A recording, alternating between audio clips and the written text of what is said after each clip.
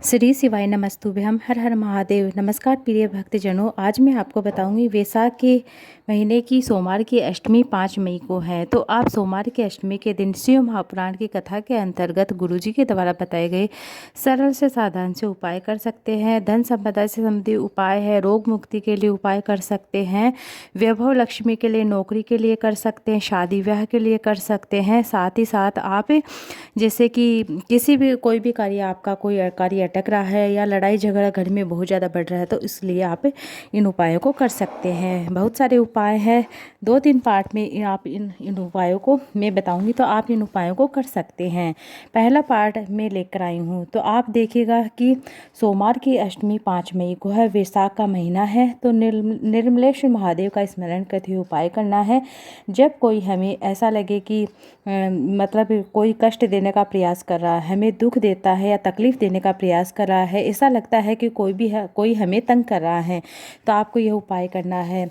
निर्मलेश्वर महादेव का स्मरण करते हुए आपको यह उपाय करना है। बहुत ही दिनों से आपको ऐसा लग रहा है कि मेरा कोई कार्य है वह पूरा नहीं हो रहा है, या फाइल अटकी हुई है, फाइल आगे नहीं बढ़ रही हैं, तो आपको ये उपाय करना है। उस जगह पर है निर्मलेश्वर महादेव का पूजन का कार्य आपको करना है। जाने किस तरह से करना है, किस स्वरूप में करना है। केवल 5 वृक्ष की पत्ती लेनी है, एक सफ़ेद फूल लेना है। माता शोक सुंदरी के स्थान पर आपको स्पर्श कराकर निर्मलेश्वर महादेव का स्मरण करते हुए सोमवार की अष्टमी के दिन आपको चढ़ा देना है। आपको क्या करना, माता शोक सुंदरी के स्थान पर आपको चढ़ा देना है। इस तरह से निर्मलेश्वर महादेव का स्मरण करते हुए और जिस कार्य के लिए आप कर रहे हैं उसका अनुवर्णन चिंतन करते हुए आपको ये उपाय कर लेना है। बहुत ही साधारण सरल सा उपाय, आप इसे जरूर से करके देखिएगा। अब मैं अगला उपाय बताने जा रही हूँ, बहुत ही साधारण सरल सा उपाय, आप इसे भी जरूर से करिएगा।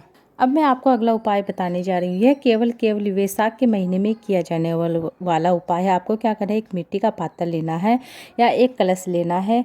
मिट्टी का जो कलश होता है वह ले सकते हैं, या दिया बड़ा होता है वह ले सकते हैं। आपको क्या करना है, आपको माता मतलब वह जल आप मिट्टी के कलश के ऊपर आपको तांबे का कलश लेना है, और माँ प्रसूति, दक्ष प्रजापति के लिए है शिवलिंग, मतलब माता प्रसूति, दक्ष प्रजापति और माता भीलनी के नाम से, फिर से सुन लेगा, माँ प्रसूति, दक्ष प्रजापति और माँ भीलनी, इन तीनों का स्मरण करते हुए जो वट के नीचे शिवलिंग बना होता है, चाहे वह किसी भी चीज़ का हो, चाहे वह पत्थर का हो, सीमेंट का हो, चाहे वह कंकर का हो, चाहे वह जैसे कि किसी भी चीज़ का हो, आपको क्या करना है, आपको शिवलिंग के ऊपर वह जल चढ़ा देना है। मिट्टी का पात्र और तांबे का पात्र का जो जल आप लेकर गए हैं, सीधे हाथ में मिट्टी का पात्र और उल्टे हाथ में अर्थात दाएं हाथ में मिट्टी का पात्र लेना है और बाएं हाथ में तांबे का पात्र लेना है।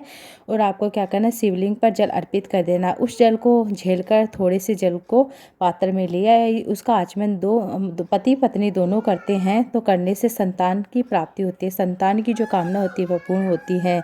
इस तरह से आप अपने संतान की प्राप्ति के लिए वैशाख के महीने की जो कल 5 मई की सोमवार की अष्टमी, वैशाख की अष्टमी है, तो आप इसे ज़रूर से करके देखिएगा।